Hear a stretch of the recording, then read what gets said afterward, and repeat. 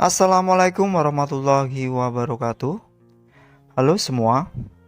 Pada kesempatan kali ini Alunius akan memberikan informasi mengenai 4 kendala besar yang menghalangi honorer saat tes P3K 2023.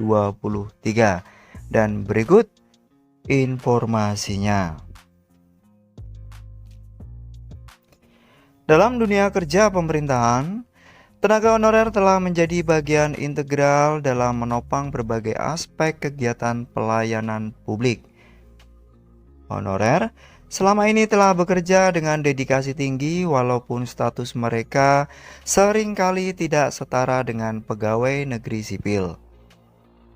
Oleh karena itu, proses seleksi pegawai pemerintah dengan perjanjian kerja atau P3K, dikenal juga sebagai tes P3K di 2023, menjadi titik balik penting bagi para tenaga honorer untuk mendapatkan pengakuan atas jasa-jasa mereka. Perlu diketahui, jika pertanggal 20 September 2023 kemarin, pendaftaran CPNS dan P3K 2023 sudah mulai dibuka. Sejalan dengan itu, ada banyak persiapan yang harus dilakukan oleh para pelamar CPNS maupun P3K. Dengan berlangsungnya CPNS dan P3K 2023, pemerintah punya harapan tinggi untuk para honorer. Ini karena honorer diberikan kuota formasi cukup besar, yaitu sebanyak 80%. Dikutip dari laman menpan.go.id, Menteri Pendayagunaan Aparatur Negara dan Reformasi Birokrasi Abdullah Azwar Anas memberikan penekanan penting bahwa penghargaan dan pengakuan khusus ataupun afirmasi akan diberikan kepada para honorer, terutama untuk honorer yang menunjukkan dedikasi dan integritas tinggi dalam pengabdiannya. Tetapi, prinsipnya adalah kami mengoptimalkan proses reformulasi dengan afirmasi kepada peserta XTHK 2 atau peserta tenaga non-ASN atau honorer yang telah memiliki rekam jejak pengabdian di setiap instansi pemerintah, tegas Menteri Anas. Sebuah pernyataan yang menjadi angin segar bagi para honorer yang telah menunggu kepastian status mereka. Namun, seiring dengan pernyataan tersebut ada rincian lain yang patut diperhatikan oleh setiap honorer. Menteri Anas mengungkapkan bahwa tidak semua honorer akan mendapatkan keistimewaan afirmasi.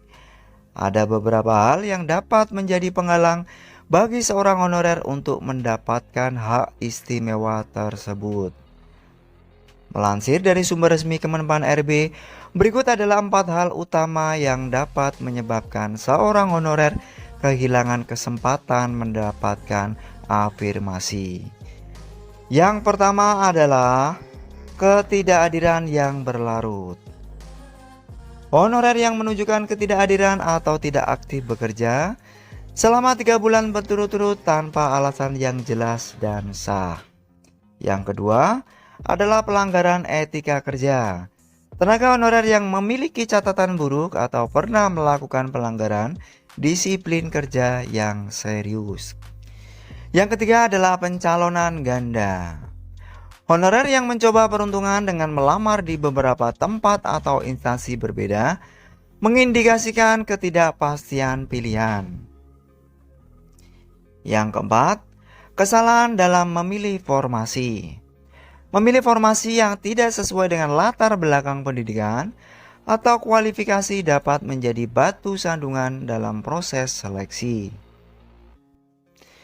Mengetahui 4 poin yang sudah disampaikan sangat penting agar honorer dapat mempersiapkan diri dengan baik sebelum mengikuti proses seleksi P3K 2023 di tahun ini. Kesalahan yang tampak sepele bisa berdampak besar dalam upaya honorer untuk mendapatkan status yang lebih pasti. Oleh karena itu, para honorer dihimbau untuk selalu memperbarui informasi dan berkomunikasi dengan instansi terkait agar proses seleksi dapat berjalan lancar dan sukses. Semoga keikutsertaan honorer dalam P3K 2023 berjalan dengan lancar. Demikian yang dapat kami sampaikan, semoga bermanfaat bagi kita semua. Akhir kata, wassalamualaikum warahmatullahi wabarakatuh.